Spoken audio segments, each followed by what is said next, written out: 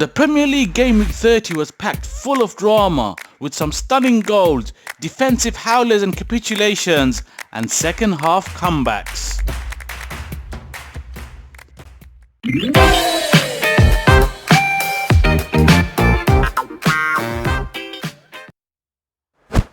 Hi and welcome to Stay Gooned. I hope you're all well and keeping safe. This is the Arse'N'All Premier League show, taking a look back at the latest action. It's been quite an eventful week in the Premier League, so let's get stuck in and go over the main talking points. Make sure to hit that subscribe button if you haven't done so already. Starting off with our dreadful showing at the Amex Stadium, Brighton turning us over 2-1 late on. Firstly, taking a look at how Mikel set us up. He went for a 4-3-3 formation, a system he had trialled in our second warm-up game against Brentford. All in all, the system worked well in that first half. We were controlling the game and we created plenty of chances. We just weren't clinical enough. If we take a look at the average positions of the players in possession of the ball, our shape was more of a 3-4-3, with Hector Bellerin stepping into that right side of the midfield and Dani Ceballos coming more central. It is down that right hand side I felt we were the poorest, with Bellerin, Ceballos and Pepe all having bad games. It's certainly something that needs to be addressed for our next game. We were much better down the left side, with Saka in particular excelling in his new role. He caused Brighton problems in that first half, taking players on and getting wide and whipping balls into the box. He also hit the bar with the best attempt of that first half, with Lacazette also guilty of spurning some great chances. Brighton didn't cause us too many problems in that first half, and the biggest talking point of course was that injury to Bernd Leno caused by Maupay. Maupay escaped punishment on the day, and also there will be no retrospective punishment either. Absolutely shocking from the FA. His action has led to a serious injury, and the reports suggest that Leno could be out for up to a year now. A hammer blow for him and for Arsenal. He's been immense for us. Get well soon, Burnt. In the second half, Aubameyang was our brightest player. He was trying to make things happen from the left-hand side, and he had plenty of shots on goal and perhaps should have done better with one or two of them. With Saka fading as the game went on, Arsenal looked like they were running out of ideas, and the game had 0-0 written all over it, until Pepe, who was probably moments away from getting the chop for his ineffective display, produced a moment of individual brilliance on the 68th minute, bending in a wonderful goal. That's what £72 million buys you. For me, that's the reason Pepe should always be starting. He's probably the only player we have that's capable of the spectacular and can produce at any given time, no matter how poor he's playing.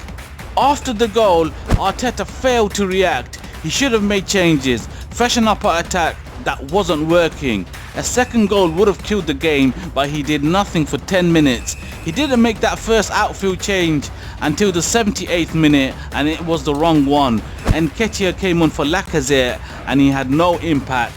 Both players are really struggling in front of goal.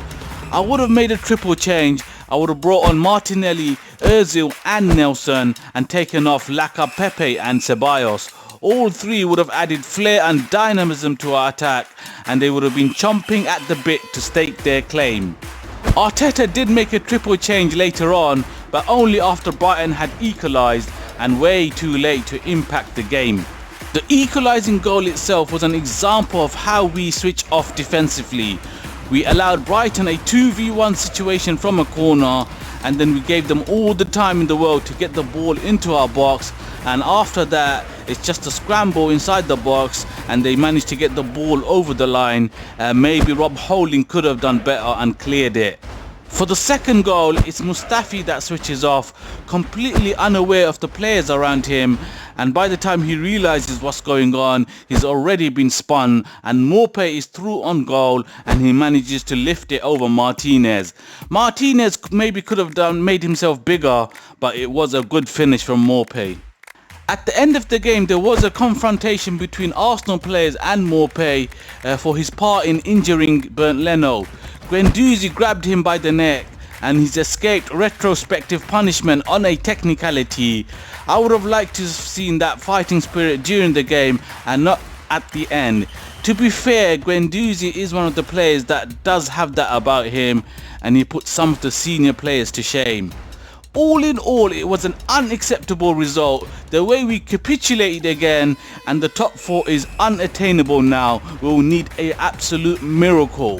Arteta needs to spend the remaining games sorting out who he wants to keep and who has to go, and the best system to go forward with.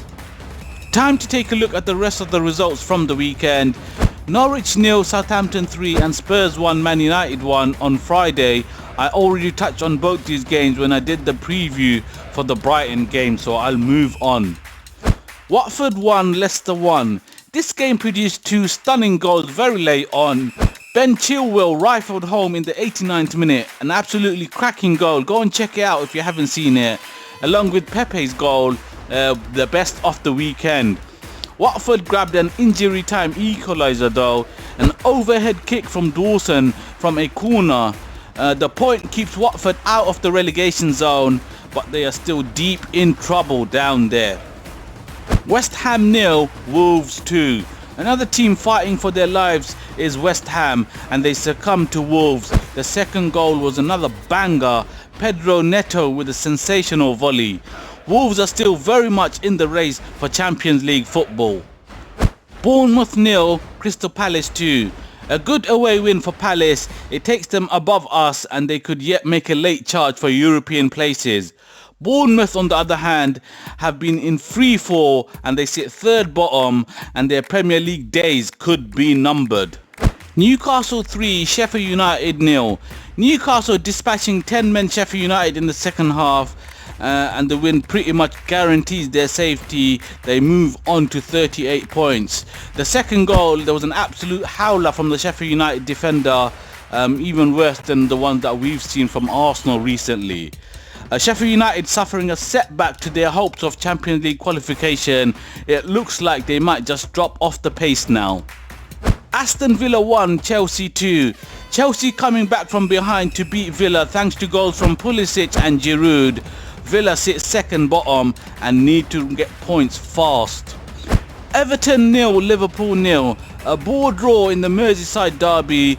Liverpool will have to wait that while longer to be crowned champions. Man City 5, Burnley 0. City absolutely thrashing Burnley, with Phil Foden starring in this one. He grabbed a brace, as did Riyad Mahrez. City consolidating second place, while Burnley sit a point behind us in 11th. Right, that's just about it, folks. Thanks for watching. I'll be back tomorrow with the Arse'N'All preview. We travel to Southampton on Thursday, of course. Make sure to hit the subscribe button and the thumbs up.